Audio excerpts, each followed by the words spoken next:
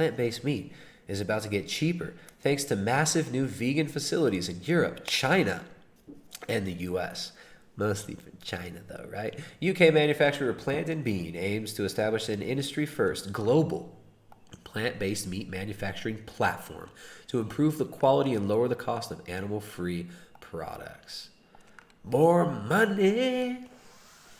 So located in Boston, Lincolnshire, the 65-acre site will have a planned initial capacity of 55,000 metric tons at this factory. 55,000 metric tons of kibble. But this is good. This is sustainable, they'll tell you. Having a cow, having sheep, having goats, having rabbits, having chickens, guinea pigs, whatever you want. They'll tell you that having these animals on your own land and producing them yourself, that's really bad. That's so dangerous. That's carbon dioxide, methane, greenhouse gases. That's terrible.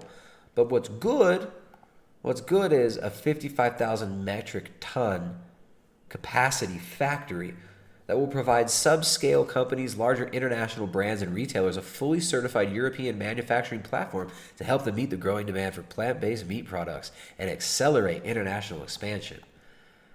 So they're building these mega factories that then they can rent out to these little startups, right? And these are going to be the new fake small businesses. The new fake small businesses are all franchises of, it's like you get to use and rent factory space and use all the Monsanto GMO drenched patented seeds to make your plant-based burgers with, and then market those plant-based burgers, but you don't own the facilities.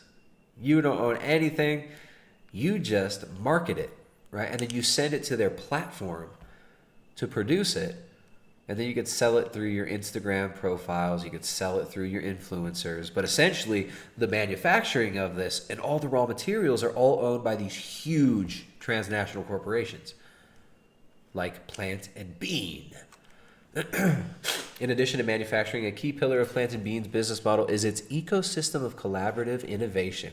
So they use words like this, ecosystem of collaborative innovation. Oh, that sounds so green. This is a factory. It's not a factory. No, I'm sorry. I shouldn't have even said that. I misspoke. This is not a factory. This is an ecosystem of collaborative innovation that brings together research institutions and food tech companies to drive technological development to improve the quality and lower the cost of plant-based meat products. As a species, right? The most destructive, the horriblest, the cruelest species that has ever walked on planet Earth. Ben and Furries, what's up? Thank you very much, Ben and Furries. Donated $5. That's first time donating. Thank you, appreciate that. That's the first time I've seen Ben and Furries in the chat. Ben and Juries, Ben and Furries, that's a good one. I mean, that's such a 2020 name right there, isn't it? Ben and Furries. Thank you for supporting the stream. Certified bigot, supporting the stream.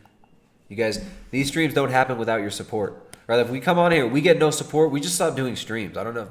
I can't say it enough. How much I despise what YouTube have done to this platform. All right, they hide the videos, shadow ban channels, delete videos, delete all the freaking good channels. All right, so if you want us to continue doing these streams, please support, guys. Take note from the Ben and Furries, from Megiddo and Sid Meista, Zyklon B, and Exposing Powerful Lies. Support the stream. We need y'all support. We don't do these streams. I'm sorry, if you don't support, we can't do these streams. So it is what it is. So Plant & Bean is so far partnered with global food production development company Griffith Foods, manufacturer and ingredient supplier Gushin, and research institutes Wageningen, how do you even say that? Wageningen University and Singapore Institute of Technology.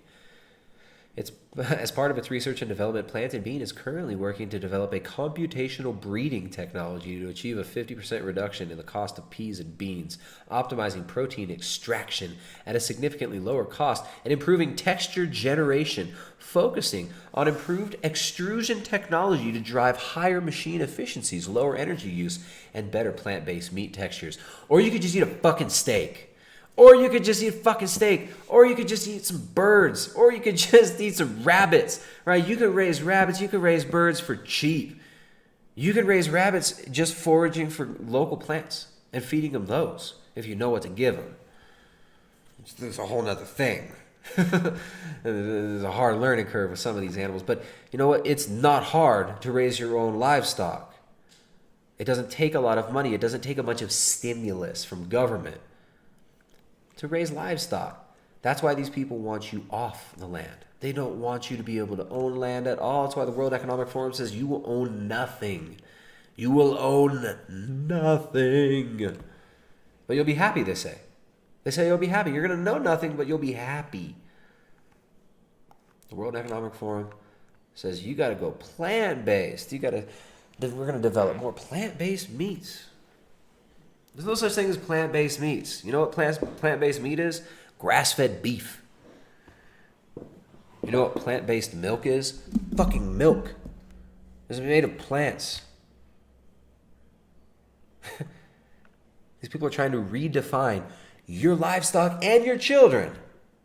And they're calling us and our livestock environmental toxins. But they're telling us that all these actual environmental toxins are good and sustainable. They say Monsanto is sustainable. Glyphosate's good. Right? Glyphosate's sustainable. If you want to be the big man, the big daddy. Glyphosate's sustainable. Matt, thank you, Matt. Donated $5. Says vegans supplementing with synthetic B12 produced with child slave labor because they don't want to contribute to animal slave labor. I'm confused. Exactly. The cobalt that is the backbone of the methylcobalamin and the cyanocobalamin that these vegans all admit that they need to take to stay alive, to stay barely alive on their stupid, depleted diet. They rely on cobalt from child slaves in the Congo. They rely on soy and corn that destroys communities, destroys families, right? Destroys entire nations through the incredibly corrupt practices of companies like Monsanto, Dow, Syngenta, who push these GMOs. Right? These GMOs displace real heirloom crops that people have been growing for thousands of years and destroys the soil on which it's grown, making these farmers dependent on more stimulus from government, loans, microfinancing, as Bill and Melinda Gates call it, from these huge international banks, from the IMF, so that they can grow the soy, wheat, and corn that's displacing their heritage foods, destroying their ability to live off their own land, and making them dependent on imports. Right? That's okay. That's good. But eating real meat grown on your own land, that's bad, that's meat. Right? These vegans are so duped. These vegans are such useful idiots. I don't even know what else to say. I can't believe how many of these people get duped into this. And as soon as they realize they've been duped and they start eating animal foods again, they feel way better. But these useful idiots can be used and leveraged to push this stuff. To push Wageningen University and Singapore Institute of Technology and China and Plant and Beans UK, giant manufacturing plant for plant-based Chinese kibble to feed the people. That's good, right? Food factory is good. Farmers are bad.